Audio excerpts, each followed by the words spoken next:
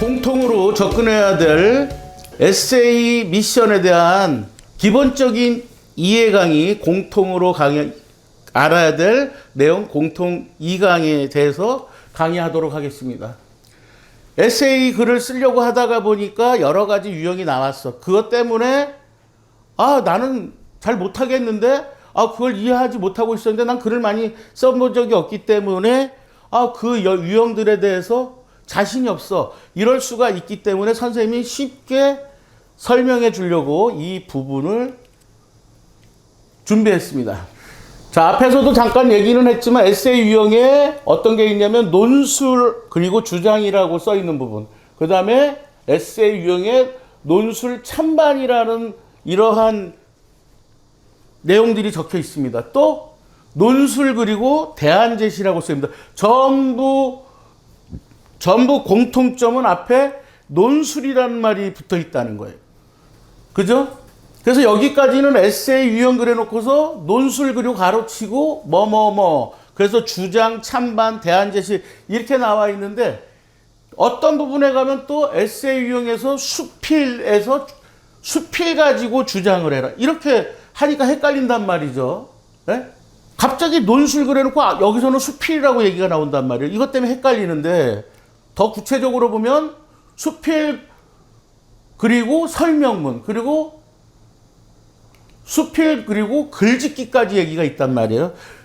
아니 논술이면 논술, 수필이면 수필 이렇게 얘기하지 왜 이렇게 헷갈리게 했느냐. 바로 무슨 차이가 있기 때문에 이렇게 쓴 것일까. 이번에 진행하는 이 정부 주도의 에세이 미션은 나름 의도가 있습니다.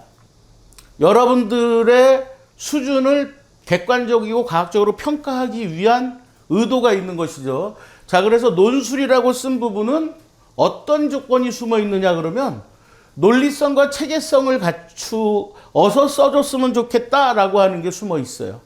그리고 그 다음에 수필이라고 쓴 부분은 생활 속에서 경험한 걸 기본으로 제시하고 그걸 가지고 자유롭게 써봐라 라고 하는 의도가 숨어 있습니다. 그러니까 자, 머릿속에 기억해 두십시오. 논술이라는 건 체계적이고 그리고 논리성을 좀 갖췄으면 좋겠다라는 부분이고 수필, 그러면 좀 더 자유롭게 내 생각을 편하게 진행해 갈 수 있는 그런 글이다라고 하는 겁니다. 그러니까 크게 두 가지 유형으로 나누어서 이번에 제시됐고 여러분들은 두 개로 나누어서 여러분들도 접근하면 쉽게 좋은 글을 쓸 수 있게 될 것입니다.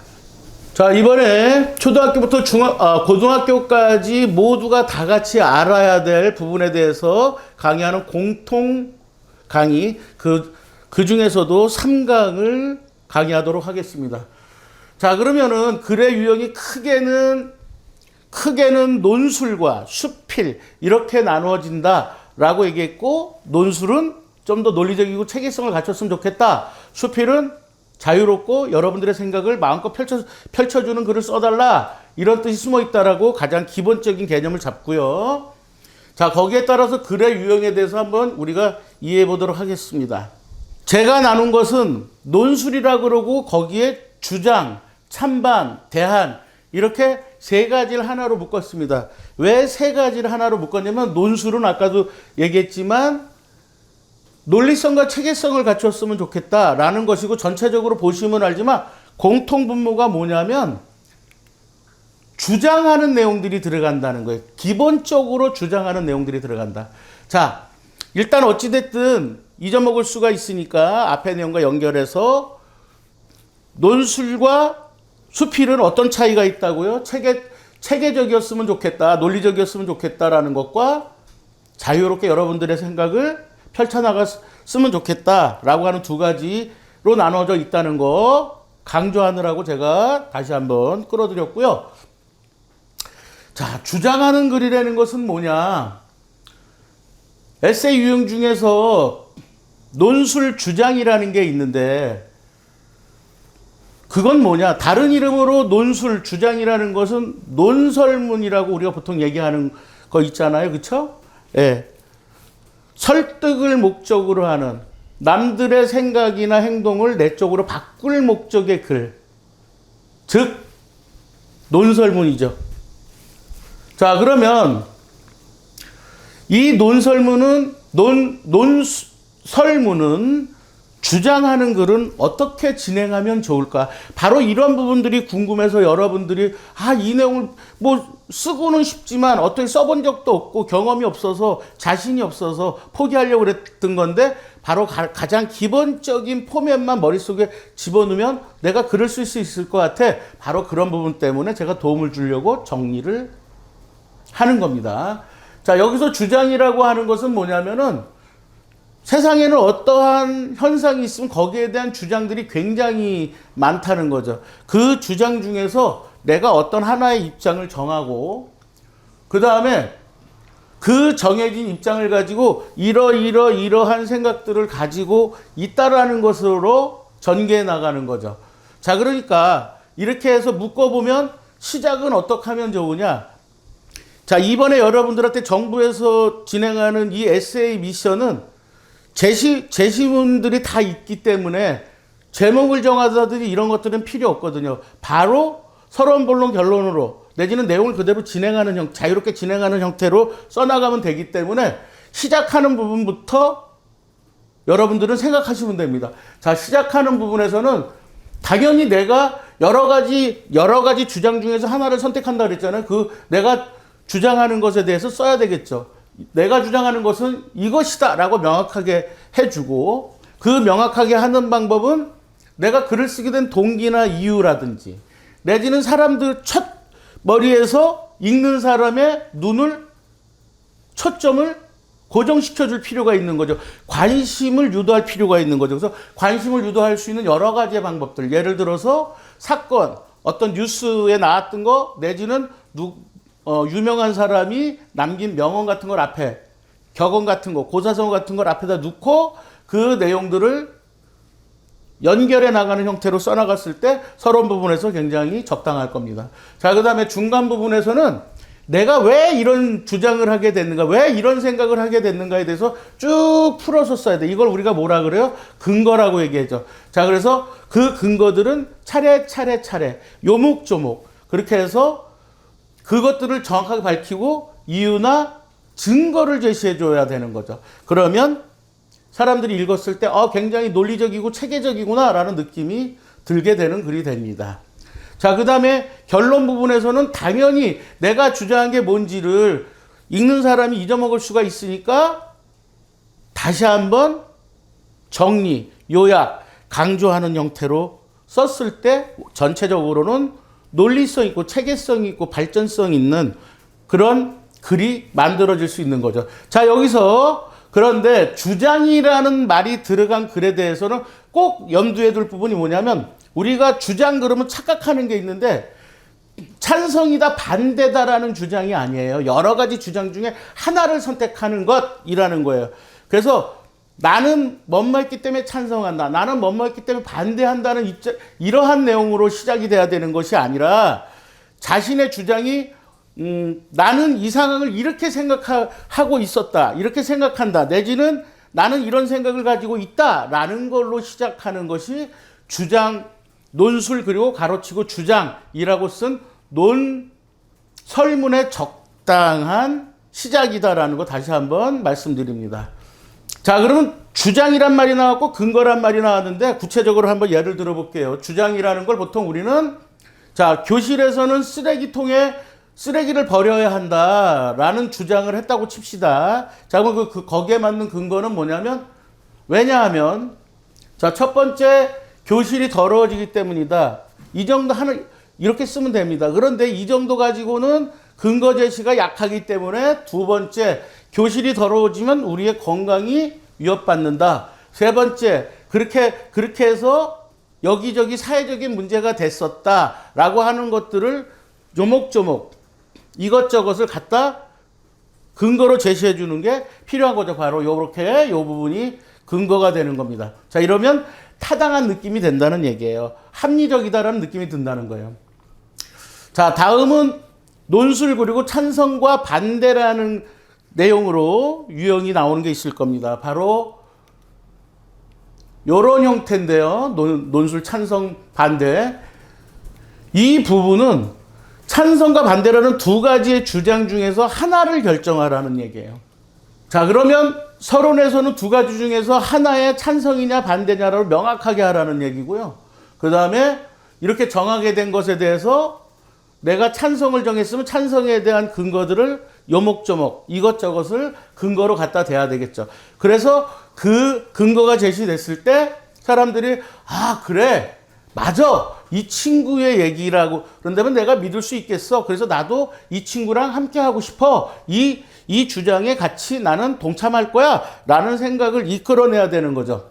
자, 설득력을 갖춰야 된다 이런 얘기입니다. 자, 그러면서 이러한 설득력을 갖추기 위해서는 찬반에서는 주장과 좀 다르게 상대방의 내가 찬성을 선택했다 그러면 반대 문제점 같은 것들도 내용에 소개를 하면 좋은 글쓰기가 될 수 있습니다.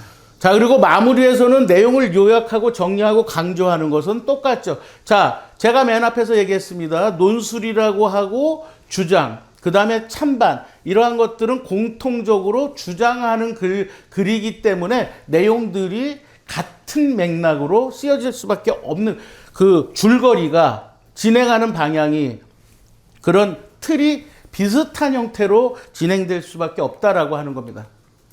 자, 세 번째로는 대안을 제시해라라는 그러한 조건이 제시되는데 에세이 유형이 제시되는데 이건 초등학교 6학년 이상부터 나오게 되어 있습니다. 자, 대안을 제시하라는 것은 아주 간단해요. 주장을 했으면 해결책까지 제시하라는 거죠. 대안 제시, 해결책이라는 얘기죠. 자, 이 대안 제시의 글들을 가만히 선생님이 쭉 분석을 해보니까 사회 현상을 제시하고 그 다음에 부정적인 부분을 드러냅니다. 그리고 그것에 대해서 해결책을 제시하는 글을 써라 이렇게 나오더라고요. 자, 그러면 여기서 우리가 대안 제시를 할 때 어떻게 되냐면 대안 제시까지 가기 위해서는 일단 사회 현상이 일어난 이유가 뭔지, 그 다음에 부정적인 현상이 발생한 이유는 또 뭔지 분석하고 그런 잘못된 행위에 대해서 나는 이런 비판적인 입장을 갖고 있다라고 회귀하고 마지막에 가서는 내가 대안을 제시했는데 그것이 바로 지금 상황에 이러한 문제들을 충분히 해결할 수 있는 그러한 해결책이다라는 것들로 전개를 해나가면 대안 제시로서 충분한 좋은 읽었을 때 아 논리적이고 체계적이면서 좋은 해결책을 제시했구나라는 글쓰기로 평가받을 수 있게 될 겁니다. 자, 에세이 유형 중에서 우리는 공통 3강에서 논술과 관련된 그래서 주장하는 글과 관련된 내용들을 검토했습니다. 자, 공통 4강에서는 수필이라고 하고 설명문, 글짓기라고 쓰여 있는 이 부분을 어떻게 우리가 이해하고 어떻게 글을 전개해 나가면 좋은 글을 쓸 수 있는지에 대해서 강의하도록 하겠습니다. 자, 다시 한번 여러분들에게 머릿속에 집어넣기 위해서 논술이라고 쓴 것과 수필이라고 쓴 것의 차이를 다시 한번 얘기하겠습니다. 논술은 논리적이고 체계적인 것, 그리고 공통점은 주장하는 내용들이다라는 것이고, 수필은 생활 속에서의 내용을 쓰는데 경험한 것들을 기본으로 해서 자유롭게 써줘라. 수필이라는 말 자체가 어떤 겁니까? 글의 형식이나 이런 것들이 자유롭다는 얘기거든요. 소재가 다양하고, 그렇죠? 그러니까 내 생활 속에서 소재를 찾으면 굉장히 다양한 내용이 창의적으로 나올 수 있을 겁니다. 남의 것을 생각하기보다 내 것을 중심으로, 즉 내가 경험한 것이 이 세상에서 가장 소중한 내용이거든요. 그 내용들을 정부에서는 이번 미션에서 발굴해내고 싶은 거죠. 자, 구체적인 내용으로 보면 자, 수필 그리고 설명문이라고 되어 있고요. 수필 그리고 글짓기라고 되어 있습니다. 자, 그럼 수필 그리고 설명문이라는 것은 뭐냐? 설명문이라는 것은 기본적으로 남들이 잘 모르는 것을 풀어서 쉽게 이해시킬 목적. 그래서 지식이나 정보를 전달할 목적을 갖고 있는 글이다라는 것이거든요. 그런데 여기서 요구하는 설명의 글은 자신이 경험한 것을 중심으로 거기서 깨달은 내용을 자유롭게 쓰되, 그 자유롭게 쓰지만 읽는 사람이 좀 쉽게 이해하고 본인이 깨달은 것처럼 다른 사람들도 그 깨달음을 이해하고 알 수 있고 그들도 깨달을 수 있는 글을 써줬으면 좋겠다. 그래서 선생님이 보니까 수필 그리고 설명문이라고 되어 있는 그러한 것들은 공통적인 내용이 뭐냐면, 자신을 되돌아보고 우리가 어떻게 사는 모습이 훌륭한 모습인지에 대해서 되짚어보는 그러한 시간을 가져보라는 내용들이 중심이더라고요. 그러니까 거기서 우리는 그러한 상황 속에서 깨달음, 이런 깨달음 같은 것들을 가지게 되는데, 바로 그러한 것들을 남들에게 쉽게 전달하고 그들도 그런 좋은 생각을 깨달을 수 있게 해줬으면 좋겠다라고 하는 것이 이 수필 설명글의 포인트입니다. 자, 그러면 수필 글짓기는 뭐냐? 글짓기라는 것 자체가, 왜 아까는 글쓰기라고 얘기됐다가 글짓기입니까? 글짓기라는 것은요, 창작이라는 뜻이에요. 그 말 자체가. 그래서 긴 얘기를 할 필요가 없습니다.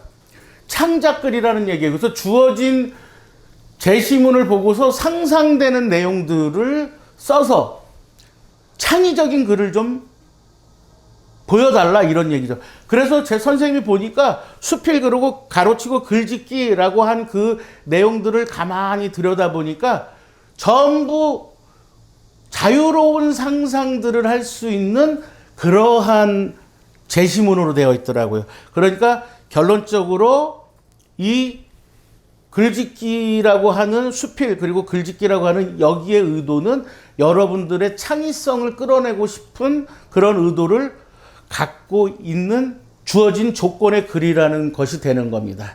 자, 전체적으로 다시 한번 정리하면, 수필은 자유롭게 글을 쓰라는 것이고, 우리 생활 속에서 느꼈던 것들을, 깨달음들을 풀어서 설명해서 다른 사람들도 그런 깨달음을 가지라는 그러한 설명의 글 또는 창작의 글을 써라 라고 하는 것이 포인트라고 하는 것을 다시 한번 여러분들한테 전달하고 강조합니다.